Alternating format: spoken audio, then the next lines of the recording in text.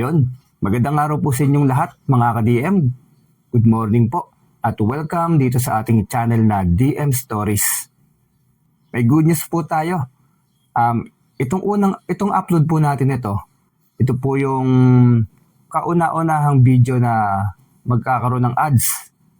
Sa madaling salita po, nakabalik na po ang channel natin at approved na po tayo ni YouTube. Ang ibig sabihin lang po nun ay mapapadalas na ang pag-upload natin dito.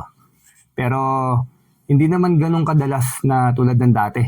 Kasi kailangan na po nating limitahan yung pag-upload dahil nga sa napagkakamalan tayong mass produce o yung parang ibig sabihin yata nun parang masyadong maraming napoproduce na video at naghihinala na si YouTube dahil doon. Pero gagawin po natin ay mas pagagandahin natin ng kwento. Kaya sulit naman po ang paghihintay natin. Siguro mga 3 beses sa isang linggo o 2. Basta po mga ganon. Tapusin po ninyo yung video natin ngayon, yung kwento. At kung sino po yung may pinakamagandang komento tungkol sa kwentong ito, syempre yun po yung mapipili nating i-shoutout sa susunod nating video. Ayun lamang po. Simulan na po natin ang kwento. Hindi biro ang magkaroon ng misyon sa buhay, lalo na kung anak ka ng isang albularyo, na ang misyon ay hindi lamang panggagamot kundi maging ang kontrahin ang alagad ng dilim at gawain ng mga ito. Bigyan mo ako ng lang, Esteban. Yung para pamatay ng sisiw ng aswang. Yanggo na naman yan, tay. Ilang yanggo na ba ang ating nagamot ngayong araw? Kaya nga perwisyo talaga itong mga aswang na ito. Sandali, tay, kukunin ko po. Agad na iniabot ni Teban sa ama ang bote ng langis. Isang kutsara lamang ang iinumin nito. Tiyak na iduduwal agad ng pasyente ang patay na sisiw ng aswang sa kanyang tiyan. Siya si Teban, isang anak ng albularyong si Mang Panyong, na simula pagkabatay kinagigiliwan ng tumulong sa ama sa panggagamot nito sa mga taong may sakit. Isa itong albularyo sa kanilang baryo at kilalang dalubhas at magaling sa panggagamot gamit ang mga nakalap na halamang gamot. Bukod pa roon may mga salitang orasyon o salitang Latin pa itong ginagamit din sa panggagamot. Kayang-kaya nitong basahin ang utak ng isang tao dahil sa isa rin itong medium. Gaya ng isang pasyente nito isang umaga. Hindi rin kita mapapagaling pasensya na. Malabong maggamot kita kung ganyan ka. Bakit po malubha na po ang sakit ko? Hindi ko na maintindihan ang sarili ko. Iyang pananampalataya mo ang kulang.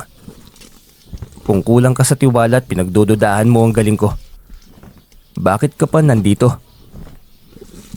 Nagulat ito at hindi inasahan ang sinabi ni Mang Panyong. Gulat na gulat si Teban. Nagtaka kung paano yon nasabi ng ama. Balik ka na lamang dito kapag buo ng tiwala mo sa akin. Kayang-kaya ko pa yang gamutin. Kahit konti na lamang magkakaroon ng sariling buhay ang sisiw ng aswang sa tiyan mo. Tahimik na lumabas ang babae. Nang nasa pintuan na ito'y humingi ito ng paumanhin kay Mang Panyong. Diretso na rin itong umalis. Tay, paano mo nasabi yun? Hinulaan niyo lang po ba yun? Nababasa ko ang utak niya, maging ang pagkatao niya. Alam kong yanggaw siya at nagkaroon na ng pagkakataon na nakainom siya ng sariwang dugo. Hindi ko rin siya mapapagaling dahil nag-aalangan siyang magtiwala sa akin. Pwede palang basahin ng utak, hindi ko alam yun na. Napakagaling niyo talagang albularyo, tay.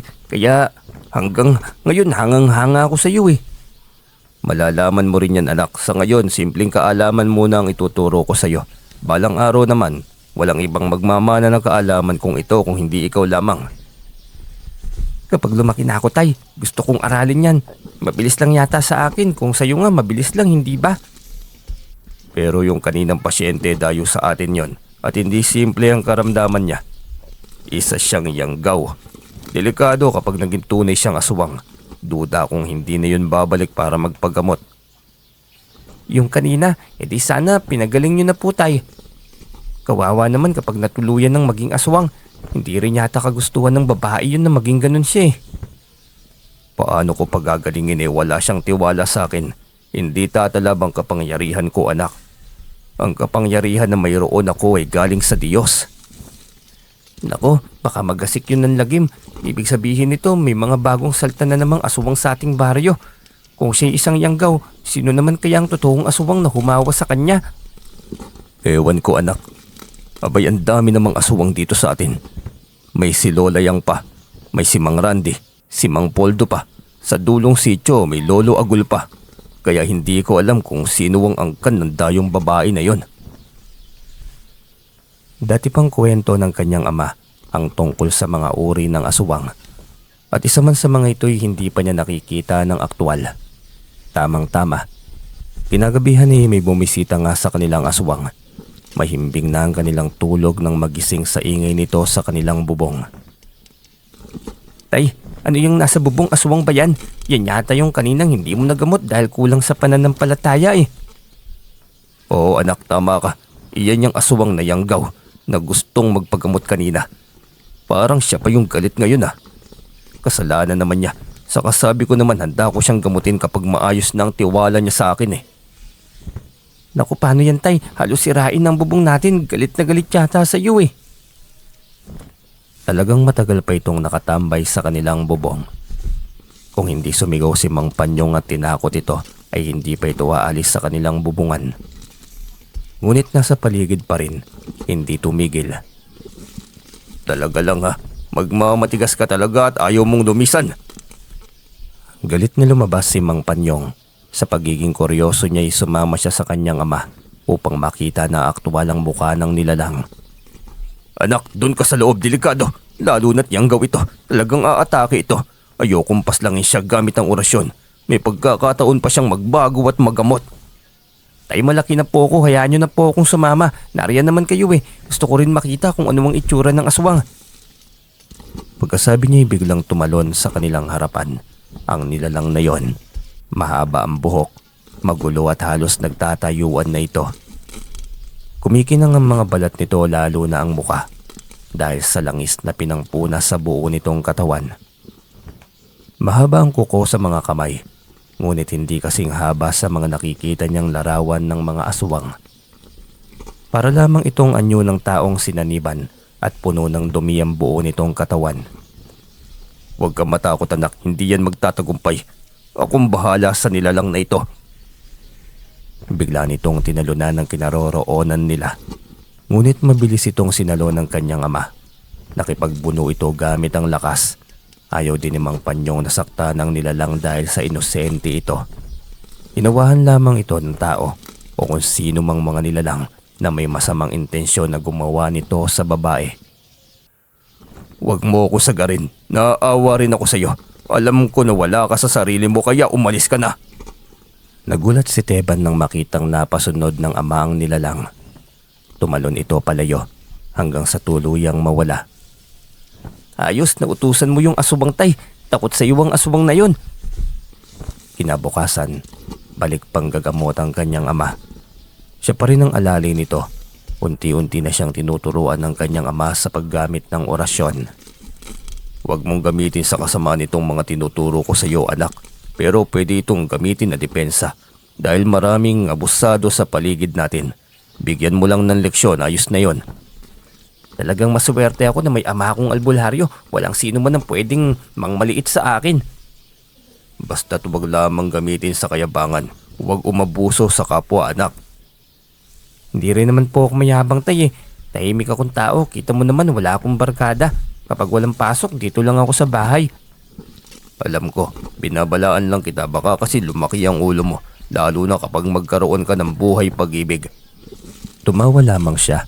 Kilala siya na isang anak ng albularyo kaya marami ang takot sa kanya ng mga kaklase niya.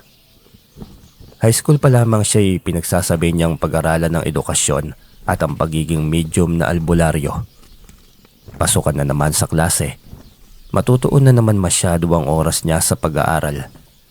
Gayunpaman, may oras pa rin siyang nilalaan sa panggagamot. Sabado at linggo ay katuwang siya ng kanyang ama kaya halos buong kababaryo nila kilala siyang Binatilyong Albularyo. Isang dalagitang baguhan kasabayan niyang papasok ng gate. Lumingon ito sa kanya at ngumiti kaya napangiti na rin siya. Bagong lipat ka dito. Ngayon lang kasi kita nakita dito eh. Oo, ika-4 na taon magtatapos na ako ng high school. Nitong taon nakakahiya nga, wala akong kakilala. E di tayo, klase tayo eh, isang section lang naman dito kasi maliit na populasyon lamang nandito. Oo nga pala, ako si Teban, ikaw anong pangalan mo? Ako si Amara, pwede bang ikaw ang maging kaibigan ko sa loob ng eskwelahan? Wala pa akong kaibigan eh. Oo naman, bakit hindi? Oo nga pala, saan ka pala galing at bakit napadpad ka sa liblib na lugar na ito? Eh pangit ng lugar namin ito eh, malayo ang lakarin. Tulad ngayong kapasukan, sobrang maputi kang tag-ulan eh. Ayos lang, hindi naman ako maarte. Sa lungsod ako nag-aaral. Nagpalipat kami dito dahil taga rito ang tatay. Tahimik daw kasi dito at malayo sa gulo. Sa bagay, totoo yan. Tahimik talaga dito. Pasaway lang naman dito yung mga aswang sa gabi. Minsan elemento na rin gaya ng mga engkanto, duwende at kapre. Walang pili kahit araw nananadya yung mga yun na tinotopak eh. Tumahimik ito. Hindi niya alam kung may sinabi ba siyang hindi nito nagustuhan. Pero hindi na rin niya ito binigyan pa ng pansin. Simula noon ay lagi na tong dikit sa kanya. At masama lagi ang tingin ni Juancho, isa rin sa kanilang kaklase, nang sabi ni Amara isang gandikit ang ama nito at ang ama ng dalaga. Bakit hindi ka malapit kay Juancho?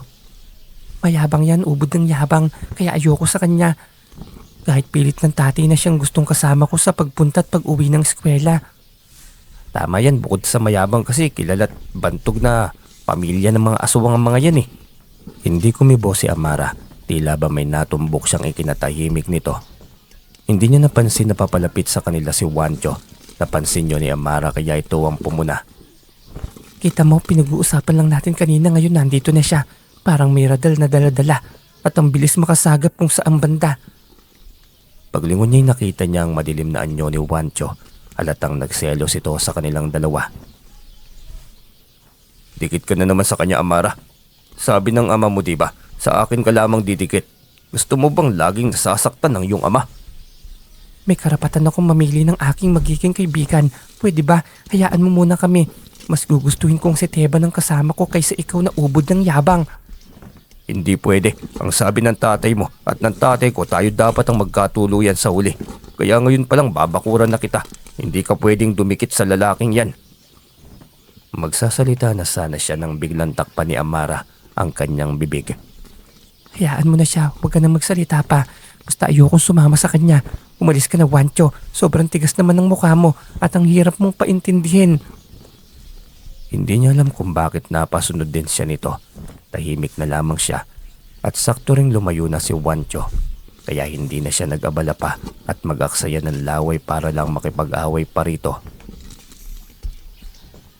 Sa isip niya hindi nga yata siya bagay sa kakayahan at galing na taglay ng tatay Panyong niya.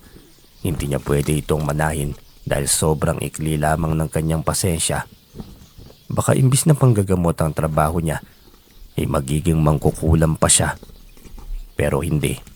Lagi niyang iisipin ang kapakanan ng mga tao sa kanyang paligid. Yun ang bilin sa kanya ng kanyang ama. Nang gabing yun ay hindi nakatulog si Teban. Hindi niya maintindihan ang sarili dahil parang may dalawang pares ng mata na nakamasid sa kanya. Pabiling-biling siya sa kanyang hinihigaan hanggang sa makaramdam siya ng uhaw. Bumangon siya at lumabas ng kusina para uminom ng tubig. Saktong pagbukas niya ng ilaw nang biglang may kung anong kumalabog sa kanilang bintana. Napakunot ang noon niya. Sa isip niya ay baka ang alagang pusa lamang. Sinubukan niyang lumapit sa bintana. Pinihit nito ang siradurang gawa sa kahoy at maingat na binuksan niyon. Ganun na lamang ang sigaw niya nang makita ang nakakatakot na mukha ng isang aswang.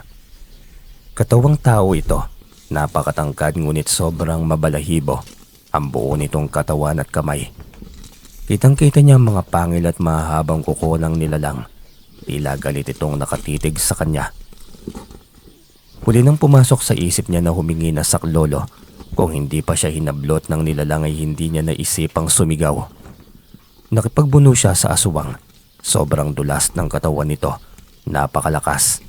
Napapahiyaw siya sa mga kalmot at iniiwasan niyang huwag makagat ng mahaba nitong pangil. Biglang narinig niya ang ama. Umusal ito ng orasyon kaya napabitiw ang nilalang. Bigla itong tumalon sa bintana. Sinubukan pa ni Mang Panyong na hulihin ito, ngunit hindi nito naabutan. Hayop ka, kapag nahuli kita, abo ang aabutin mo sa akin. Bumalik ka dito, ang tapang mo pang pumasok sa bahay ko ah. Buti na lang nagising ka tayo, muntik na ako sa aswang na yun ah. Hindi ko man lamang naisip na aswang pala yun. Paano pinapasok mo pa ng bahay? Bakit mo binuksan ang bintana? Alam mo gabi ngayon, hindi ba? Sinilip ko lang naman ng labas tay, akala ko pusa, aswang na pala. Nailing na lamang ang kanyang ama.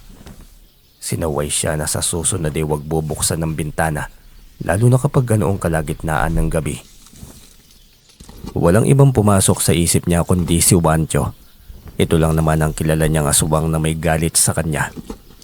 Kaya tiyak na ito ang may lakas ng loob na pasukin siya sa bahay. Ang pangyayari na yon ay biglang kumalat sa buong baryo. Maging sa paaralan ay kumalat ang tungkol sa kanyang karanasan. Tila bumalik pa sa kanya ang kanyang kwento, lalo na nang insultuhin siya ni Juancho. Ang nilalang ng dilim na yon, kaanak mo lang din, kunwari ka pa. Albularyo ang tatay mo pero tiyak na may lihim. Maraming albularyo na kunwari ay nanggagamot. Nangaaswang pala. Ayusin mo yung tapas ng dila mo, Juancho. Baka nga ikaw pa yun eh. Wala akong kaanak na aswang, pero ikaw siguradong marami. Yang sugat sa leeg mo, na paano nga kaya yan? Ayusin mo yung tabas ng dila mo. Hindi ko nagustuhan. Baka gusto mong paikliin ko ang buhay mo. Ikaw naman ang nag-umpisa, hindi ba? Ikaw pa itong pikon. Akala mo naman takot ako sa'yo. Mas lalong umakyat ang dugo ni Juancho sa kanya. Talagang hindi na matigil-tigil ang kanilang bangayan na dalawa. Ngunit muli na naman na pumagitna si Amara. Huwag mo nang patulan, Teban. Alam mo namang ugali nito, namang away. Huwag mong pansinin para hindi na lumaki pa ang gulo. Nakakairita eh. Siya naman itong aswang pa sa akin. Kumakausa. Alam ko pero anong mapapala mo kung makikipag-away ka dyan? Halika na. Mag-focus na lang tayo sa pag-aaral dahil malapit na tayong magtapos. Sa kolehiyo na naman tayo.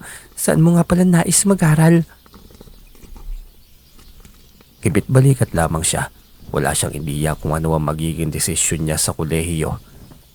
Wala rin silang kaanak sa syudad, kaya natatakot siyang malayo sa ama. Magiging albularyo na lamang siguro siya. Kung wala kang matirhan sa lungsod may bahay naman kami doon. Ako lang mag-isa doon sa pasukan kaya pwede mong gamitin ang kwarto nila mama.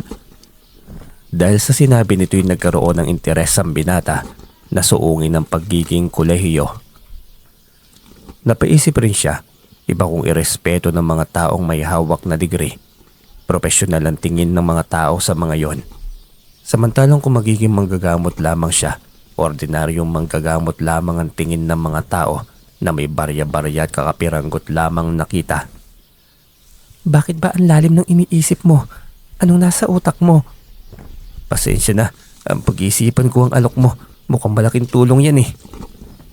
Nahihiya ka yatang kasama ako sa isang bahay. Malaki naman ang bahay namin. Malaki din ang kwarto nila papa at mama. Naisip ko lang baka kung anong isipin ng mga tao sa paligid, babae ka kasi. Baka naman may gusto ka sa akin, kaya naiilang ka. Nangamatis ang mukha ng binata. Halatang wala siyang karanasan sa pag-ibig. Sabagay pareho naman silang mga bata pa. Saka na muna yung love light, Teban. Aral muna tayo para sa ating magandang bukas. Huwag mong isipin ang sasabihin ng ibang tao. Ang mahalaga ay makapagtapos tayo ng pag-aaral at higit sa lahat ay wala tayong ginagawang masama. Ngumiti lamang siya. Walang ibang reaksyon ngunit tumatak na sa utak niya ang sinabing yun ng dalaga. Ibig sabihin ay may pagitan sa kanila. Hindi niya maintindihan. Bigla na lamang sumibol ang kakaibang damdamin niya para kay Amara. Pero may isang parte sa kanyang puso ang pumipigil. Tila ba may lihim sa pagkatao ni Amara na kailangan niyang madiskubre. Mabilis na lumipas ang mga araw at sa oras na yun ay nagmamarcha na sila patungong entablado para kunin ang kanilang diploma. Sa wakas, tapos na rin tayo sa ganitong level. Ano, sama ka sa akin sa lungsod? Sobrang bilis nga ng panahon. Oo nga, ano na, nakapagdesisyon ka na ba kung saan ka mag-aaral ng kolehiyo? Napatingin siya rito. Hindi niya rin sigurado kung tutuloy siyang magkolehiyo o magiging albularyo na lamang. Masaya rin naman siyang makapanggamot. Sa gwapo mong yan, hindi ko naman minamaliit ang pagiging albularyo. Pwede ka pa rin namang manggamot pero kailangan mo pa rin mag-aral. Kung kaya naman ng tatay mo, bakit naman hindi?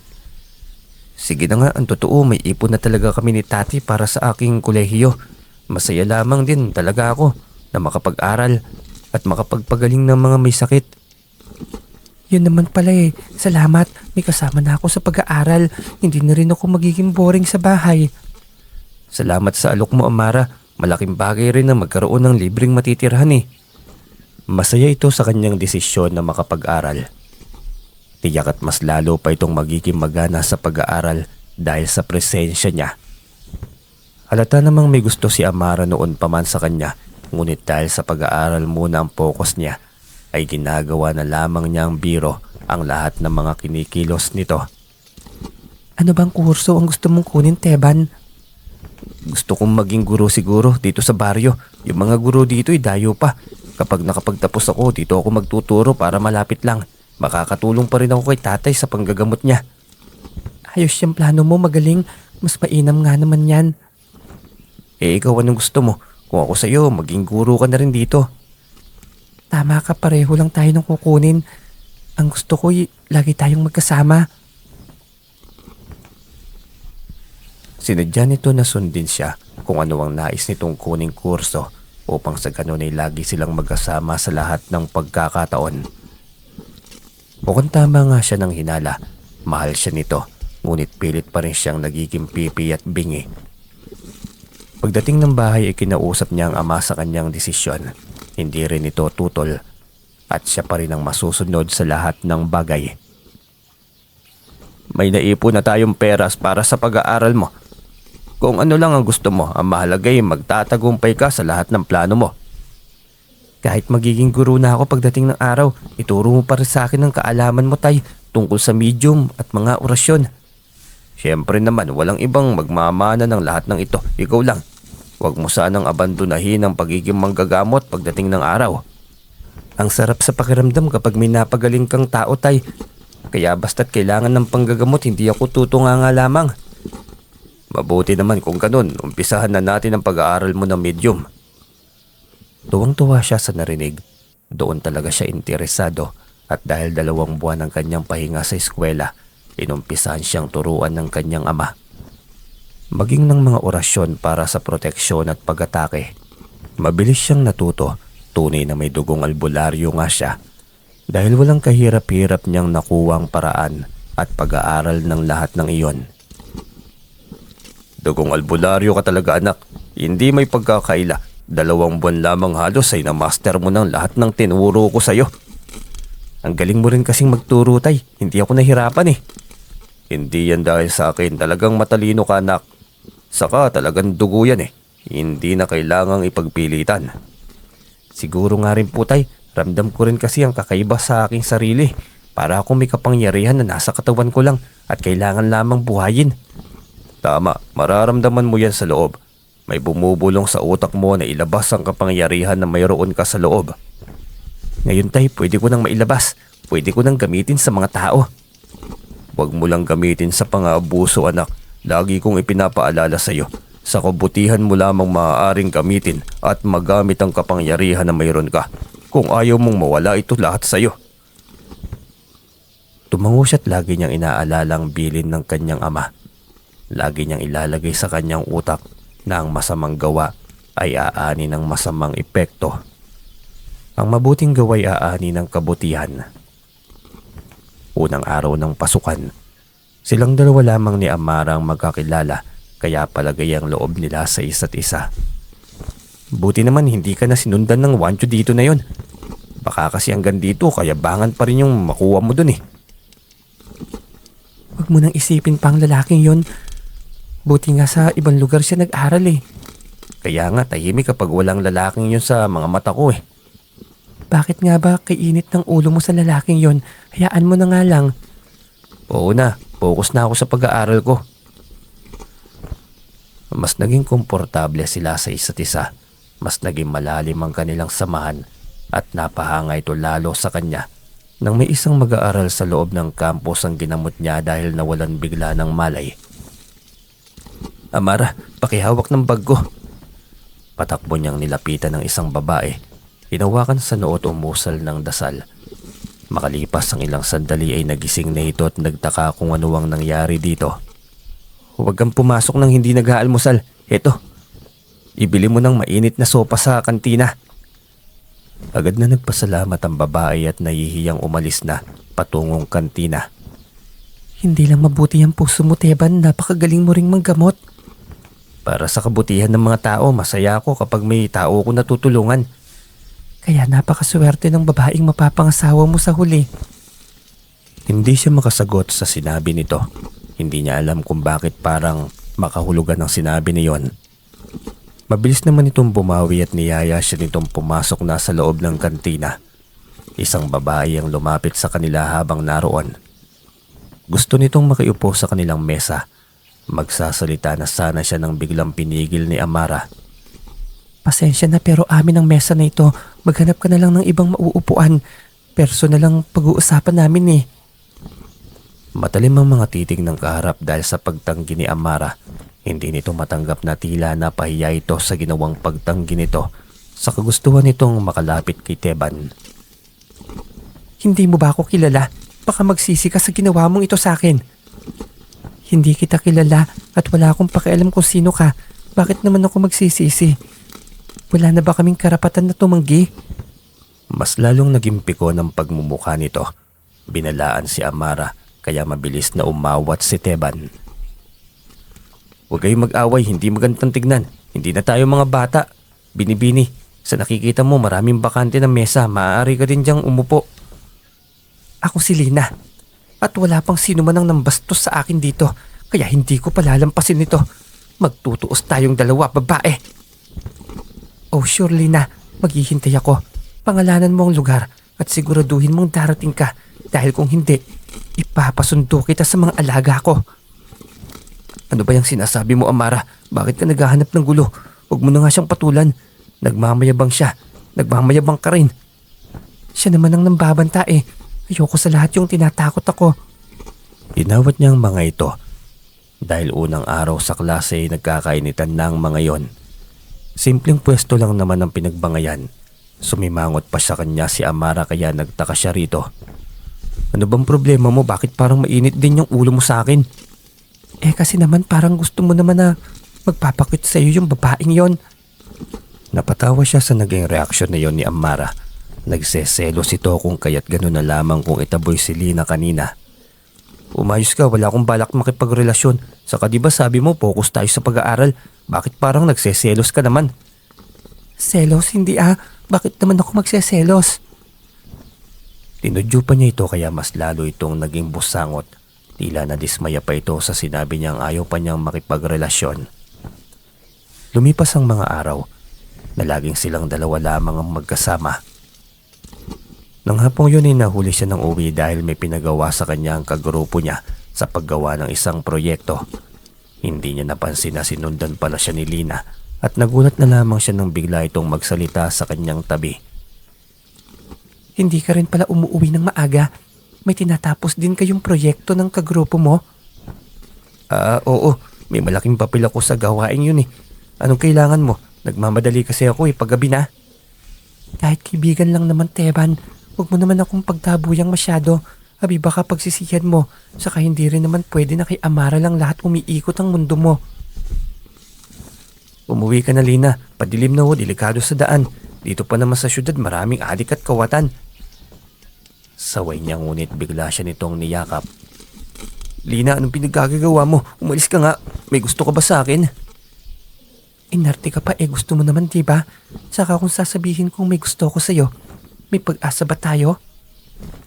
Hindi pa siya nakapag-react nang biglang may humablot sa babaeng yumakap sa kanya. Napatili ang dalaga nang makita ang mukha nito. Sobrang pangit ng mukha at buo nitong katawan. Kulubot, mabalahibot, kumikinang sa langis. Nakakatakot pagmasda ng anyo, lalo na't ang mga nakausli nitong mga pangil at ang nagbabaga nitong mga mata. Magulot nagtatayuan ang magulo nitong mahabang buhok. Nilundagan nito si Lina kaya napailalim ito sa nilalang. Tumingin si Lina sa kanya at nagmamakaawa na tulungan. Puro kalmot na ito ng aswang kaya sa awa niya kay Lina ay inusal niyang orasyon pangontra aswang. Tumalsikat ng hina ang nilalang. Gumapang ito palayo hanggang sa biglang naglaho. Ngunit namilipit rin si Lina na tila ba pareho sa nilalang ay namimilipit at nanghihina rin sa kanyang inusal. Ayos ka lang ba? Bakit parang namimilipit ka pa rin? May masakit ba sa'yo? May orasyon ka. Alam mo kung paano paslangin ng aswang. Binatang albularyo ka ba? Oo, anak ako ng albularyo kaya alam ko kung paano paslangin ng mga aswang. Gamit lang ang orasyon. Napalunok ito sa bibangon dahil sa narinig nito sa kanya. Tinalikuran siya nito at patakbong umalis. Kunot noo siyang napasunod ang titig dito dahil wala man lamang itong paalam sa kanya. Pagdating niya sa bahay ay nagmadali siyang magluto ng kanyang hapunan. Marami pa siyang takdang aralin na dapat tapusin. Napansin niyang dumaan si Amara ngunit hindi siya nito pinansin. Hinayaan lamang niya ito hanggang sa makatapos siyang magluto. Hinayaan niya na lamang muna ito. Subalit nang mapansin na wala ng planong maghapunan ng dalaga, ay kinatok na niya ang pintuan ng kwarto nito. Gabi na Amara, maghapunan na tayo. Maaga ang pasok natin bukas eh. Hayaan mo muna ako, Teban. Nagpapahinga ako. Kumain ka dyan kung gusto mo. Hindi ka pwedeng matulog ng hindi nakapaghapunan. Kailangan mong kumain. Hindi ka ba nakakaintindi? Nagpapahinga ako rito. May galit ka ba sa akin, Amara? Sabihin mo naman. Anong ginawa ko mali at ganyan na lamang bigla ang pakikitungo mo sa akin? Hindi ito umimik. Nanatiling tahimik lamang ito sa loob kaya nagsimula na siyang magtaka. May nagawa ba siyang mali? Kailan? At hindi niya maalala. Maayos naman sila kaninang nagpaalam siyang mahuhuli siya ng uwi. Kung masama pala ang loob mo sa akin, bakit di mo na lang sabihin? Bakit di mo na lamang ako palayasin dito? Magsasalita pa sana nang biglang bumukas ang pintuan. Saktong nagtama ang kanilang paningin at kita nito ang kanyang pagtataka. Tinalikuran siya nito para pumunta na rin sa kusina kaya hinila niya ito. Sorry na, ano bang kasalanan ko? Wala, pagod lang ako. Halika na. Teka, bakit may galos yung paa mo? Ang laki. Saka sa leeg mo. Ano bang nangyari sa'yo? Yung ibabaw ng tenga mo, may malaking bukol. Saan ka ba nahulog? Mukha mo. Pabulong na tugon nito. Ano? Wala, sabi ko gagaling din ito. Kahit paano hindi mo ako pinuruhan. Ano? Ibig kong sabihin hindi ako napuruhan ng maaksidente kaya ayos na ako. Hindi ka talaga galit sa akin, sigurado ka? Hindi. Bakit naman ako magkagalit? Wala ka naman sigurong kasalanan sa akin, di ba? Totoo ba? Para namang nagsisinungaling ka eh. Todo tanggi ang dalaga kaya pinaniwalaan na niya ito. Sabay na silang naghapunan at mga prutas lamang din ang tanging kinain ng dalaga dahil ang dahilan nito ay busog ito. Matapos silang kumain ay masaya silang nagkwentuhan na tungkol sa kanila na mga karanasan sa buhay. Masaya nilang inaalala lahat ng kapalpakan nila noong kabataan at lahat ng mga bagay at karanasan na hindi nila makakalimutan. Dahil sa pagiging malapit nilang dalawa at bukas sa lahat ng bagay ay mas lalong naging komportable at magaan na ang loob nila sa isa't isa. Kinabukasan ay kumalat ang tungkol sa nangyari kay Lina at walang ibang pinagdudahan ng dalaga kundi si Amara. Narinig mo yung Teban tungkol sa aswang at bakit ramdam ko na ako ang pinaparinggan nila? Huwag mo nang patulan, diretso na tayo sa loob ng paaralan. Oo nga pala, nakalimutan ko rin yung kwento sa'yo kagabi. Yung tungkol saan? Muntik na si Lina sa isang aswang. Kung hindi sa kaalaman ko bilang albularyo, tiyak na mas lalong napuruhan yun. Tinulungan mo pa, hinayaan mo na sana. Hindi rin naman nalalayo sa angkan ng aswang ang babaeng yun eh. Hindi naman ako ganun kasama, Amara. Pero anong sinasabi mo na asubang din si Lina? Ngumuso ito sa kanyang sinabi. Alam niyang selos na naman ito. Patay mali siya lamang siya. Hindi nila namalaya na lumapit na sa kanila si Lina. Oh, nandito pala ang reyna ng mga aswang. Kasakasama mo pa, Teban. Hindi mo man lamang ba naisip na aswang din yung kasakasama mo palagi? Biglang uminit ang ulo ni Amara nang marinig yon. Gusto nitong sugurin si Lina ngunit nagpipigil ito. Ako bang pinaparinggan mo? Tignan mo nga yung sarili mo. Baka nagmamalinis ka lang. Huwag kang maghugas kamay. Talaga lang ha? Ikaw, Teban, wala ka bang napansin tungkol sa iyong reyna? Huwag kang maghanap ng gulo, Lina. Lumayo ka na lang. Huwag mo kaming guluhin dahil nananahimik kami ni Amara. Kinakampihan mo ang babaeng yan na isang aswang? Pagdating ng araw, isa sa inyo ang iiyak. Tandaan nyo yan. Kung wala kang magawa sa buhay mo, manahimik ka na lang. Paninirang puri ang ginagawa mo. Hindi ito naglakas ng loob na magsalita matapos sabihin yon ni Teban. Ang buong akala nila titigilan na sila nito. Yun pala'y mas malala pa dahil laging may ginagawang kabulastugan ito para kay Amara. Isang araw nang lumiban sa klase si Teban dahil may nararamdaman siyang kakaiba para sa kanyang ama. Napasugod ito sa probinsya sa hindi inaasahang pagkakataon. Wala yata ang sandigan natin ngayon. Sino ang magtatanggol sa iyo dahil wala si Teban? Ako na naman ang pagdidiskitahan mo, Lina. Hindi ako nakasanhig kay Teban. Subukan mong hawakan ako at makikita mo ang hanap mo. Ang tapang. Ikaw naman itong bidabidahan. Wala akong ginawa sa iyo. Ayusin mong makitungo dahil pareho lang tayo ng pagkatao. Akala mo naman malinis ka.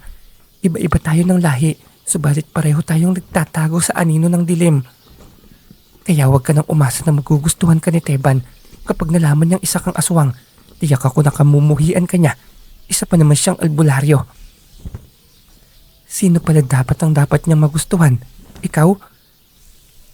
Kaya ka nagpupumilit na makalapit sa kanya. Halata namang may gusto ka kay Teban eh. Albularyo ang angka ni Teban. Isa rin siyang albularyo. Kapag nalaman niyang aswang ka, tiyak na mapapahamak ka lang. Kaya kung ako sa'yo, lumayo ka na sa kanya. Wala kang pakialam. Pinabalaan kita, Lina. Huwag na huwag kang makikialam sa amin. Alam kong may gusto ka rin kay Teban. Huwag ka nang umasa na maaagaw mo siya sa akin. Depende. Madali lang naman sirain ng isang tao kung gusto may paraan. Kaya, pasensyahan tayo. Ngising impacta pa ito. Tila ba iniirita siya nito. Hindi na lamang ito pinatulan pa ni Amara ngunit nang talikuran siya nito ay hindi niya mapigil na umiyak. Bakit kasi naging aswang pa siya? Bakit hindi sila magkatulad? Nang gabing yun ay dumating din si Teban at napansin kaagad ang pamamaga ng mga mata ng dalaga. Bakit ka umiiyak? May nangyari ba? Anong problema? Sabihin mo sa akin. Wala lang ito. Kumusta palang lakad mo? Ano bang nangyari at napauwi ka? Si tatay kasi, inatake ng mga elementong naging kalaban niya. Nagkataon pa na may lagnat siya, kaya mahina ang katawan at hirap makipaglaban. Kaya pala talagang parang sinisilaban ng puwet ko na gusto ko nang umuwi eh. Delikado din palang pagiging albularyo.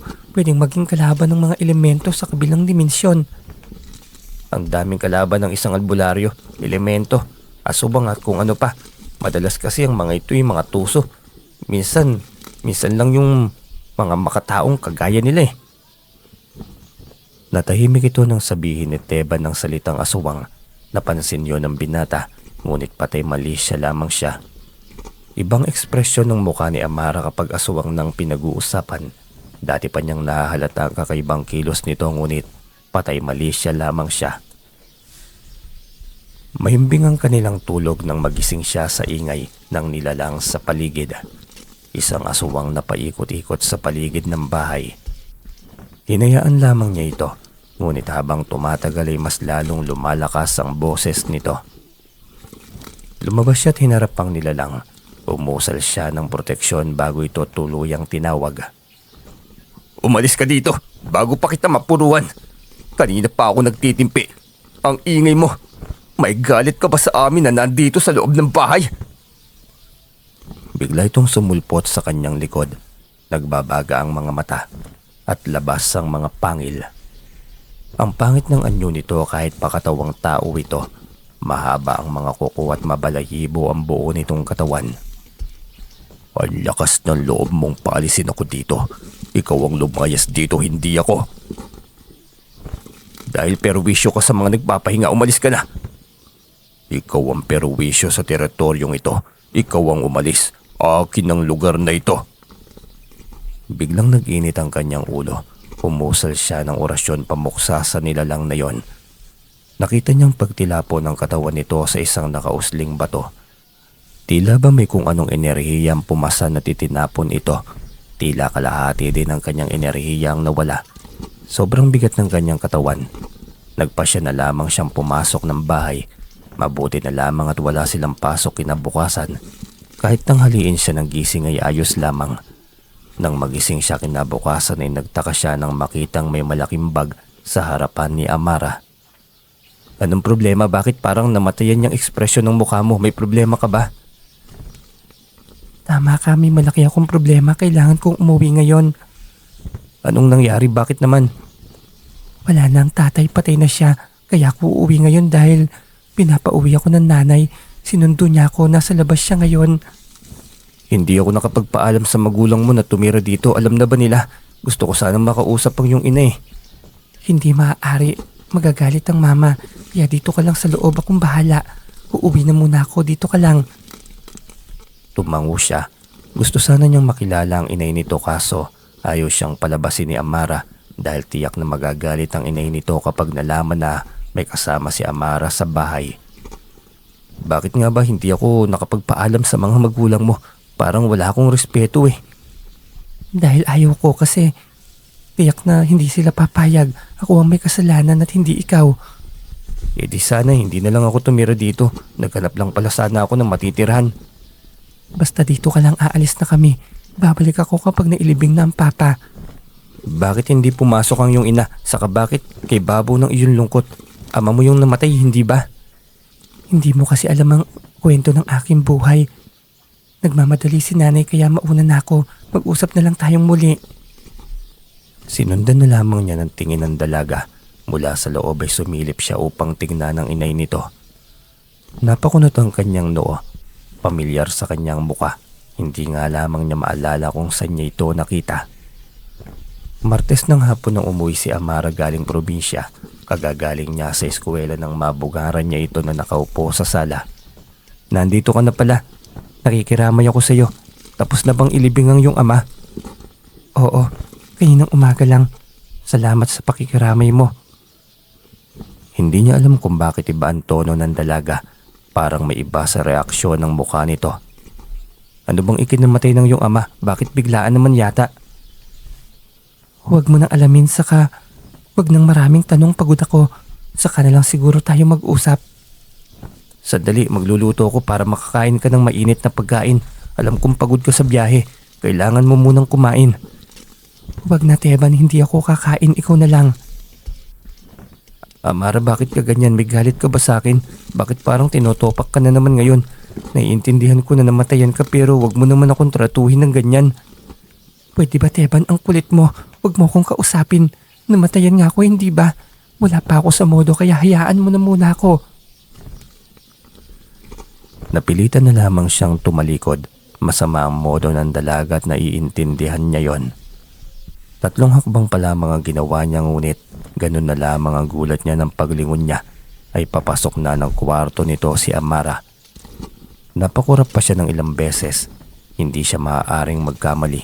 3 hakbang pa lamang ang nagawa niya at may kalayuan ng kwarto ng dalaga. Kinilabutan siya at hindi niya maintindihan yon. Mukhang tama ang kanyang hinala. Totoong aswang si Amara at pamilya nito. Gusto niyang mapatunayan yon kaya hinintay niyang lumabas si Amara. Ilang sandali pa'y lumabas na ito at nakapambahay na. Walang ibang pumasok sa isip niya kundi yon. Inusal niya ang orasyon pangontra sa aswang.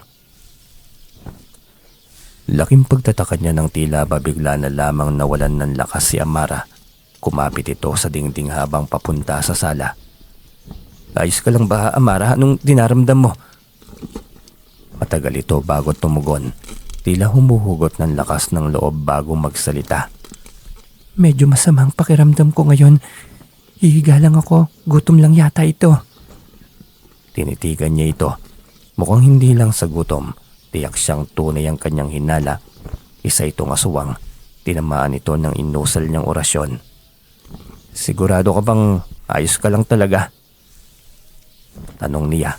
Dahil tiyak na dahil sa orasyon yon, ngayon ay tiyak na siyang aswang nga ang pamilya nito. Hindi niya alam kung paano niya ito susumbatan. Muli niyang inalala ang inay nito, ang babaeng gustong magpagamot sa kanyang ama. Ito ang yanggaw na gustong magpagamot sa kanyang ama. Ngunit hindi nangyari dahil sa nag-aalangan ito. Lumapit siya sa dalaga. Sa pagkakataong ito'y ayaw niyang magsinungaling pa ito sa kanya. Bakit na naman? Ano na naman bang kailangan mo't kanina mo pa ako hindi tinitigilan? Aswang ka hindi ba? Sagutin mo ko. Ang katotohanan lang ang gusto ko. Nagulat ito at hindi makasagot. Hindi nito inasahan ang kanyang naging diretsong tanong. Bakit yan ang naging tanong mo?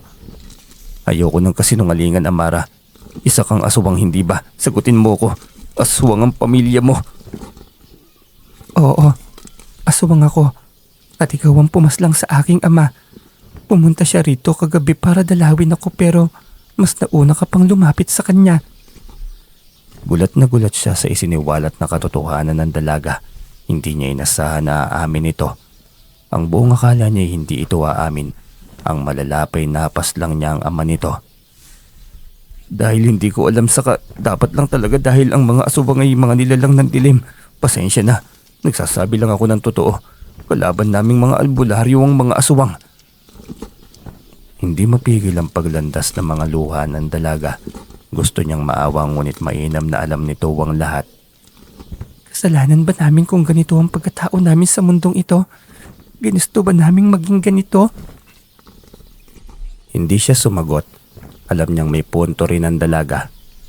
Tiyak na hindi nito gustong maging ganun ang pagkatao ngunit iyon na ito. Ayokong kamuhian mo ko kaya tinago ko ang kondisyong ito, ang pagkatao ko.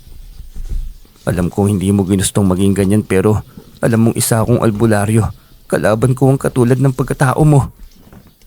Yun nga gusto kong paslangin ang sarili ko dahil sa katangahan. Alam ko naman na darating ang araw na kamumuhian mo ko. Kaya lang dahil sa lecheng pagmamahal na ito, mas ginusto kong maging malapit sa iyo. Napahamak tuloy ang aking ama. Hindi ko alam, pasensya na. At sa pag-ibig mo sa akin, naguguluhan pa rin ako. Ang totoo, hindi pa nangyari na naging malapit ang puso ko sa isang babae. Sa'yo lang nangyari. Ngunit pilit kong pinipigil dahil gusto kong maging prioridad ang aking pag-aaral. At ngayong alam ko na ang iyong pagkatao, hindi na ito matutuloy pa. Pasensyahan siguro tayo, hindi na pwedeng manatili pa ako dito. Mas lalo itong umiyak. Alam niyang nasaktan ito ng sobra. Ngunit nasaktan din siya. Pareho silang dalawa na magtitiis ngunit kailangan niya yung panindigan. Magkaiba ang kanilang pagkatao, kaya magkaiba ang kanilang mundo. Naghanap siya ng pwedeng lipatan, kailangan niyang panindigan ang kanyang prinsipyo. Sa isang paupahang bahay nakakuha siya ng isang kwarto.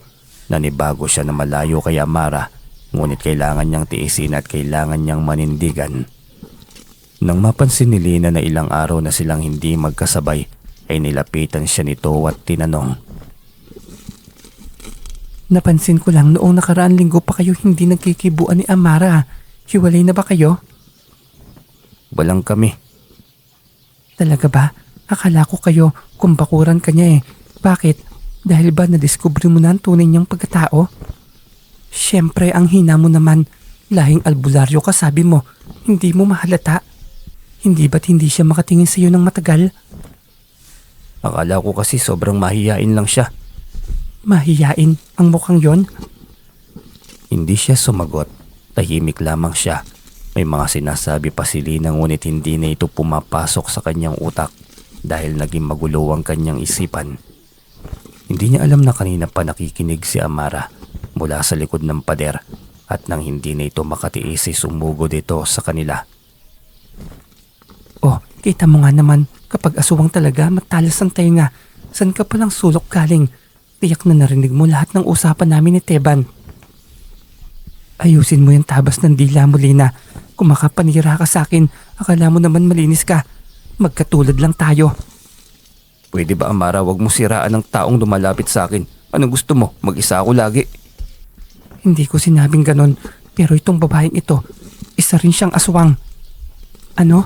Porket aswang ka't nilayuan ni Esteban, ganon mo rin akong gustong ipakilala sa kanya. Gusto mo kong kamuhian din niya? Huwag ka nang magsinungaling, Palina. Huwag mong lokohin si Teban. Ipakita mo ang tunay mong anyo. Pareho tayo, umamin ka. Pwede ba, Amara? Tama na yan. Layuan mo na ako. Para itong tinamaan ng kidlat sa dibdib. Parang gusto na nitong mawala sa kinatatayuan nito sa mga oras na yon. Lalo pang nadagdagan ng sakit ng dibdib ni Amara nang tila kantsawan nito ni Lina. Patakbo nitong tinalikuran sina Teban at Lina. Sinundan lamang niya ito ng tingin. Hindi tayo pwede, Amara. Aswang ka. Albularyo ako. Hindi tayo talo. Masakit kay Teban ang pagtatapos ng kanilang pagkakaibigan. Dapat yata si Amara ang may hinanakit sa kanya dahil napas lang niya ang ama nito. Ngunit parang dinidepensahan pa siya nito sa magulang nito. Kaya malaking pasanin sa puso niya ang pagtalikod sa dalaga sa kabila ng lahat ng iyon. Kinahaponan, nakita niya si Amara na sinundo ni Juancho. Yun yata ang unang pagkagalit ng kanyang puso. Hindi niya alam kung bakit nasasaktan siya gayong siya naman ang may gusto na lumayo kay Amara. Napadaan ang mga ito sa kanyang harapan. Ngising kabayo si Juancho na tumigil sa kanyang tapat. Dito ka rin pala nag-aaral, Teban. Talagang kung saan si Amara, nandoon ka rin, ano? Anong ginagawa mo rito, Juancho? Akala ko ba sa ibang lugar ka nag-aaral? Tama ka, pero sa susunod na pasukan, dito na ako mag-aaral. Kasi walang kasamang magiging asawa ko dito. Bigla siyang natigilan. Napatingin siya kay Amara. Tila wala lamang dito nang sabihin yon ni Juancho. Sa pangalawang pagkakataon, biglang ginilitan muli ang kanyang dibdib. Hindi na yon normal. Tila inaamin ng kanyang puso na talagang napamahal na sa kanya si Amara. Bakit ang tahimik mo? Hindi mo ba makuha? Magpapakasal kami ni Amara at malapit na yon. Binabati ko kayo, Juancho. Kayo naman talagang bagay sa isa't isa. Yan ang gusto ko, Teban. Kung ganyan kayo, hindi saan tayo mag-aaway. Magkasundo sana tayo palagi. Sige na, papasok na ako sa loob ng campus. Diretso siyang tumalikod. Bitbit ang kanyang gamit. Mabigatan loob niya. At kitang-kita niya sa mukha ni Amara ang pagiging dismayado nito nang pumabor siya sa sinabing balak na kasal ni Juancho. Salubong niya si Lina at gusto nitong samahan siya sa kung saan siya pupunta. Mauna ka na, Lina, gagabihin ako ng uwi. May kailangan akong pag-aralan sa librarya. Sasamahan nga kita. May pag-aaralan din akong leksyon kaya tamang-tama. Bahala ka, pero kapag nasa loob ako ng librarya, huwag mo akong kausapin. Saka dumistansya ka rin sa akin. Oo na, sobrang istrikto mo naman. Ikaw na nga itong sinasamahan eh. Pag-aaral ang pinasok ko sa librarya, hindi chismis, kaya dapat maunawaan mo. Oo na nga, ang kulit mo. Hinayaan niya na lamang itong bumuntot sa loob ng librarya. Hindi nga ito lumapit sa kanya. Dumistansya ito sa kanya dahil iyon ang kanyang bilin. Ngunit isang babae ang umupo sa kanyang harapan. Ngumiti ito at nakipagkilala. Hindi naman siya bastos para huwag itong harapin kaya kinausap niya ito at nagpakilala. Hindi niya alam na iba ang naging reaksyon ni Lina sa pakikipag-usap niya sa dalagang yon. Halos 2 oras silang nasa loob ng librarya bago nagpasya na umuwi. Sumabay din sa kanilang babaeng bagong kilala niya kaya mas lalong naging tahimik si Lina. Nauna na itong magpaalam sa kanya. Sila na lamang ng babae ang magkasabay na naglakad. Ngunit pagdating sa paradahan ng tricycle, naghiwalay din ang kanilang landas. Kinabukasan ay nabalitaan na lamang niya sa paaralan na ang babaeng minsan lamang niyang nakilala sa librarya naging biktima ng aswang. Alam mo na ba ang balita? Masaklap na pangyayari ito, Teban. Sobrang sama talaga ng babaeng yon. Anong ibig mong sabihin? Sino tinutukoy mo at ano bang nangyari? Yung babaeng nakilala mo sa Liberalya kahapon, hindi mo ba alam ang masaklap na nangyari sa babaeng yon? Anong tungkol sa babaeng yon? Parang kinakabahan naman ako sa paraan ng pagkukwento mo. Sabihin mo na nga lang. Nilapa lang naman ng aswang. Wasak ang tiyan ng matagpuan ng kaanak sa isang kanto. Malapit na sana ito sa bahay nila. Wala man lamang nakarinig ng kanyang sigaw. Marahil maingay ang mga telebisyon o di kaya'y ginamitan din ng itim na kapangyarihan ng aswang. Ganun yun, di ba? Asumang na naman, sinong asumang ang gagawa sa kanya ng bagay na yon? Sino bang babaeng patay na patay sa'yo? Malamang nagselos. Alam mo naman na mahal ka ni Amara, hindi ba? Si Amara? Hindi magagawa ni Amara ang bagay na ito. Mabait si Amara. Kahit paano hindi niya magagawa ang ganitong bagay. Ang isang aswang kapag nagselos, hindi mo alam kung anong pwedeng gawin nila. Saka anong hindi kaya. Ang mga tao ay pagkain ng mga aswang. Kaya paanong hindi niya kayang gawin? Masyado ka kasing nabulagan sa pagmamahal mo kay Amara. Hindi siya kumibo. Posible. Pero hindi niya nakilala si Amara na ganoon kasama sa kapwa. Magulo ang kanyang isipan. Nasalubong pa nila si Amara kaya binanata na agad ito ni Lina. Nandito na pala ang halimaw. Masaya ka na naman ba sa naging biktima mo na bagong kaibigan ni Teban? Ang lupit mo. Anong pangako na naman yan? Wala ka bang ibang pwedeng gawin maliban sa siraan ako? Baka hindi na rin ako makapagtimpi sa iyo, Lina. Sumusobra ka na. Siyempre hindi ka aamin. Wala namang magnanakaw ang umamin, hindi ba? Pwera na lamang kung mahuhuli sa akto. Ayusin mo yung pananalita mo, Lina. Wag mo akong sukatin. Alam mo sa sarili mo kung sino ang masama sa ating dalawa. Natahimik ito saglit, ngunit bigla ring dumipensa. Talagang gusto mong ipakita kay Teban na mabuti kang nilalang? Walang aswang na may mabuting kalooban. Kumakain pa rin niya ng sariwang laman at umiinom ng sariwang dugo. Tama ng bangayan yan. Wala tayong pwedeng akusahan dahil wala namang may nakakita sa akto. Sana lang makonsensya kung sino man ang gumawa ng bagay na yun. Nauna na siyang umalis. Iniwanan niya ang dalawa at diretso nang pumasok sa kanilang silid. Unti-unting lumiliit ang mundo niya at ng mga aswang. Hindi niya kayang marinig na inaakusahan si Amara ng isang gawain ng kasamaan dahil alam niyang hindi ito magagawa ng dalaga. Pero kung hindi si Amara, sino ang may gawa ng bagay na iyon? Lumipas ang 1 linggo. Muling natahimik ang isyu tungkol sa mga aswang. Muling naging normal ang lahat at walang ibang nakadikit sa kanya lagi kung hindi si Lina, kaya madalas silang mapagkamalan na magnobya. Si Amara naman ay todo iwas sa kanya. Nasasaktan siya ngunit alam niyang iyon ang tama. Nang sumunod na linggo, sunod-sunod ang naging balita tungkol sa pangahawa ng aswang. Muli na namang si Amara ang napagbuntunan ni Lina. Maging siya'y naapektuhan tuwing inaakusahan ng dalaga. Ngunit sino ang gagawang iba kung hindi si Amara? Alam niyang si Amara lamang ang aswang sa kanilang eskwela at madalas na biktima yung mga kaklase nila. Isa sa mga kaklase nilang napagtanto niyang yanggaw kaya prangka niya itong sinabihan. Onyok, halika nga rito. May titignan lang ako sa'yo. Iba kasi ang likot ng mga mata mo eh. Hindi rin naman sa adik. Siguraduhin ko lamang na tama ang hinala ko. Bakit Evan, may problema ka ba sa akin? Tahimik lamang siyang hinawakan ng ulo nito. Matapos umusal ng dasal biglang inilayo ng binata ang ulo nito. Bakit? Anong problema? O may epekto ba sa'yo? Ang init ng palad mo tapos parang may kuryente. Hindi ko maintindihan. May kapangyarihan ka ba? Bakit Onyok? Nakainom ka na ba ng sariwang dugo? Magtapat ka sa akin ng totoo. Gusto kitang tulungan Onyok. Napatras ito nang sabihin yon. Hindi ito makatingin ng diretso sa kanya. Aalis na ako. Anong klaseng tanong ba yan? Sandali, tutulungan kitang makawala sa pagiging yanggaw. Gusto mo bang maging aswang na lamang ng tuluyan habang buhay? Nandito ako. Huwag kang matakot. Sa kasikreto lang natin ito. Talaga? Mawawala pa ito sa akin? Masisiguro mong hindi ako mamamatay? Oo naman. Magtiwala ka. Isa akong albularyo. Kaya kitang pagalingin. Magtiwala ka lang. Sige Teban, maawa ka sa akin. Ayoko nito. Isang sumpa ito sa aking pagkatao. Tulungan mo ako Teban. pumunta ka sa inuupahan kong bahay. Doon kita gagamutin para iwas chismis tayo. Mamayang 6:00 ng hapon, hihintayin kita sa bahay.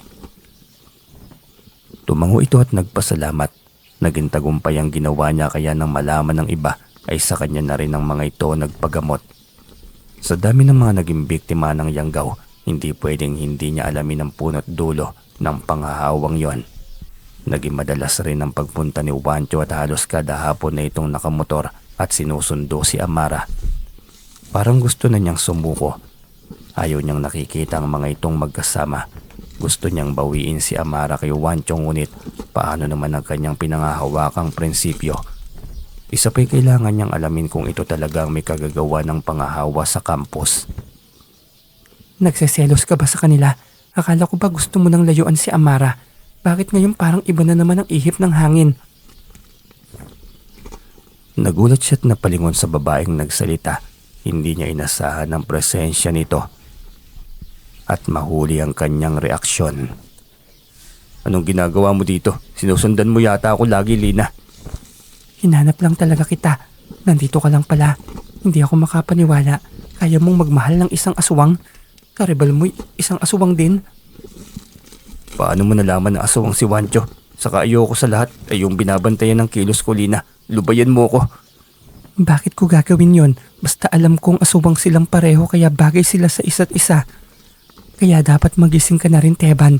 Sang gano'n naman, hindi mo ba makikita sa akin ng isang perpektong nobya? Hindi siya makasagot sa diretsahang wika nito. Gayunpaman, ayaw niyang sagutin ito nang nakakasakit sa puso. Ang totoo, wala talaga sa utak ko ang pakikipagrelasyon, Lina.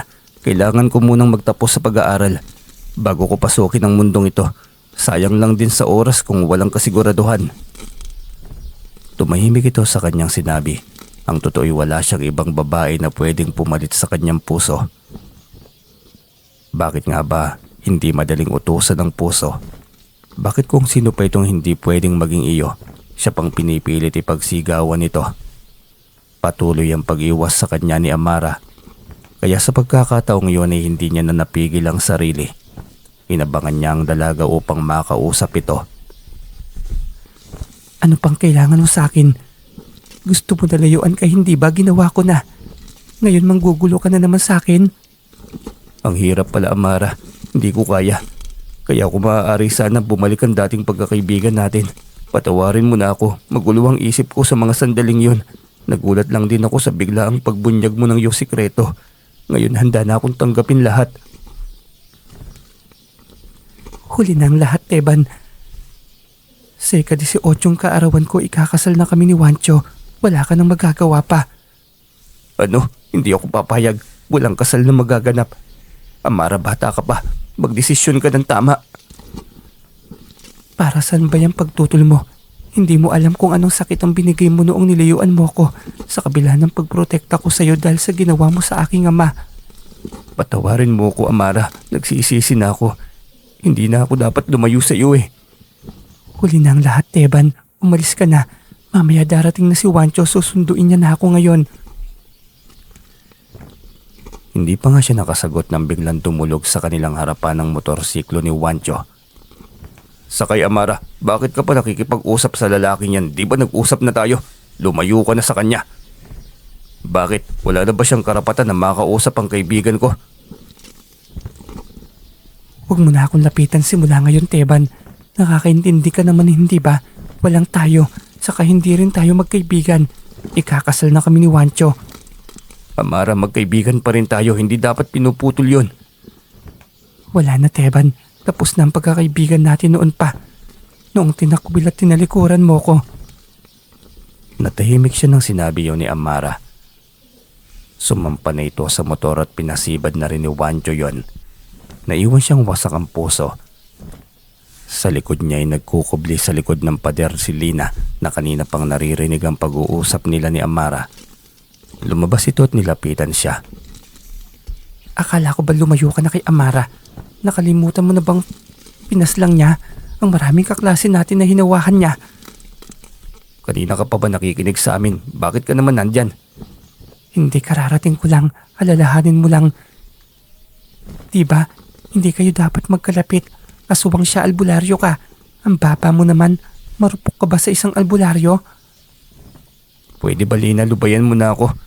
Bakit ba ang hirap mong paintindihin? Hindi, Teban. Ako lang ang karapat-dapat sa'yo. Ako lang ang pwede mong mahalin. Kung pwede lang utusan ng puso, Lina, bakit hindi? Kaso hindi eh. Ang hirap lokohin ng puso. Aralin mo, mabilis naman yan eh. Nahulog nga ang loob ko sa'yo nung unang araw pa lang kitang nakita. Ikaw pa kaya? Pasensya na Lina, hindi ko kayang mahalin ka. Hindi ikaw ang gusto ko. Harap-harapan kong sasabihin niya sa'yo, si Amara lang ang minahal ko ng ganito. Madilim ang mukha ni Lina nang sabihin yon, ngunit hindi ito sumuko. Nagmatigas pa rin ito. Matututunan mo rin akong mahalin balang araw. Huwag ka mag-alala, hindi kita susukuan. Hindi niya pinansin ang sinabi nito. Iniwanan niya ito at umuwi na rin sa kanyang inuupahang bahay. Mabigat ang loob, ngunit kailangan niyang harapin ang konsekwensya ng kanyang naging desisyon. Binitiwan niya si Amara. Siyang may kagustuhan kaya wala siyang ibang masisisi kundi ang kanyang sarili. Biyernes ng hapon yon. Muli siyang nagpagabi sa librarya. Yun ang madalas niyang ginagawa kapag hindi siya umuwi ng probinsya. Nang magsara ang librarya ay nagpasya na rin siyang umuwi. Malayo pa lamang ay natatanono niya ang motorsiklo ng kanyang karibal. Bakit siya nandito? Kanina pa umuwi si Amara. Sinipat niya ang kanyang mga mata. Kailangan niyang mahanap kung nasa nito. Maliwanag ang ilaw ng buong campus kaya makikita niya ang mga taong nasa loob. Hindi niya ito makita. Naisip niyang baka nasa labas. Hindi kita dahil sa mahabang pader ng campus. Nagmadali siyang lumabas. Pagdating malapit sa gate ay maririnig na niya ang boses ng lalaki at babae. Tila ba nagbabangayan ng mga ito. Pamilyar sa kanyang boses. Si Lina at Juancho. Nag-uusap ang mga yon. Gawin mo ang parte mo. Napakalamya mo, Lina. Kapag nabawi sa akin ang Juancho na yun ng mahal kong si Amara, humanda ka sa akin dahil ibubulgar ko na ikaw ang asumang na nangahawa sa iyong mga kaklase. Ikaw ang pumaslang sa babaeng nakilala ni Teban sa librarya kasi nagseselos ka sa babae. Lahat ng kasamaan mo ibubulgar ko yon. Pwede ba, Juancho? Hindi lang ikaw nahihirapan dito. Mas nahihirapan ako. Patay na patay si Teban kay Amara. Anong magagawa ko? Gumawa ka ng paraan. Dalhin mo sa bahay mo. Imbitahan. Painumin mo ng gamot pampatulog. Pikutin mo na. Hindi yun ganun kadali. Ang hirap imbitahan ng taong yon. Doon na siya lumabas at kinumpronta ang dalawa. Hindi siya makapagpigil sa kanyang sarili kaya buong tapang niya ang mga itong hinarap. Hindi na kailangan. Narinig ko na lahat ng pinag-uusapan nyo. Ang galing nyo. Puro pala kayong mga aswang. Pilit nyo kaming pinaglalayo ni Amara. Ikaw, Lina, dakilang mapanlin lang ka. Hindi ko inaasahan ang kasamaan mong ito. Hindi totoo yan, Teban. Mali ka ng pagkakaintindi. Hindi na niya pinakinggan pa ang mga ito. Diretso na siyang umuwi sa kanyang inuupahang munting bahay.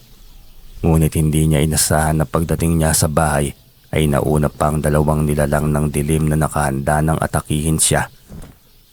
Pagbukas niya ng pinto ay nakaposisyon ng mga ito at nasa anyong halimaw. Ang lakas ng loob niyong pasukin ang bahay ko ah. Walang tugon. Bagos diretso ang atake ng mga ito kaya mabilis siyang dumipensa. Nakipagbuno siya sa mga ito habang inuusal ang orasyon para pampuksa sa mga ito.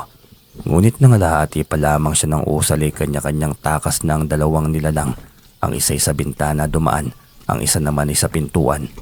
Hindi na siya nagaksaya pa ng oras na habulin ng mga ito. Pero kapag inulit nitong atakihin siya, wala siyang ibang gagawin kundi paslangin na ang mga yon. Kinabukasan ay maaga pa lang ay kinausap na niya agad si Amara. Hindi sumipot si Lina. Lumiban ito sa klase kaya nakapag-usap sila ng maayos. Kinuwento niya sa dalagang sabuatan ni Juancho at ni Lina. Hindi mo kasi ako binigyan ng pagkakataon no na magkwento. Sasabihin ko naman talaga sa iyo na aswang si Lina. Pero tiyak na hindi mo rin ako paniniwalaan sa mga sandaling yon. Patawarin mo ako, Amara. Maaari bang huwag ka nang pakasal kay Juancho? Pag-usapan natin ang bagay na yan kapag pareho na tayong nagtuturo sa pagiging guro. Kapag nasa tamang edad na tayo. Mahal mo pa rin ba ako, Teban? Kagaya ng pagmamahal ko sa'yo? Mahal na mahal. Bahala na kung anong konsekwensya ang kaharapin ko. Handa ko itong tanggapin. Basta huwag ka lang humiwalay sa akin. Niyakap siya nito ng mahigpit. Iyon na yata ang pinakamasayang araw niya sa buhay, ang magkaayos silang muli ni Amara. Hindi niya alam kung bakit si Amara ang tinitibok ng kanyang puso, gayong ang pinanunumpaan naman niya sa ama ay panindigan ng pagiging albularyo pagdating ng panahon. Kahit pa magiging guro na rin siya, pangako niya sa sarili, si Amara lamang ang pakakasalan niya sa huli. Malibang maging albularyo na aswang ang katipan. Bali hanggang dito na lang po yung kwento natin mga ka-DM. Isang napakagandang kwento na namang muli. I-komento nyo po sa ibaba kung anong masasabi nyo sa kwento natin. Tama ba yung naging desisyon ni Teban na pakasalan at mahalin si Amara? O dapat hindi? I-komento nyo po sa ibaba at yung may pinakamagandang comment yun po yung isa-shoutout natin sa next video. Maraming salamat po sa inyo. Mabuhay po kayo.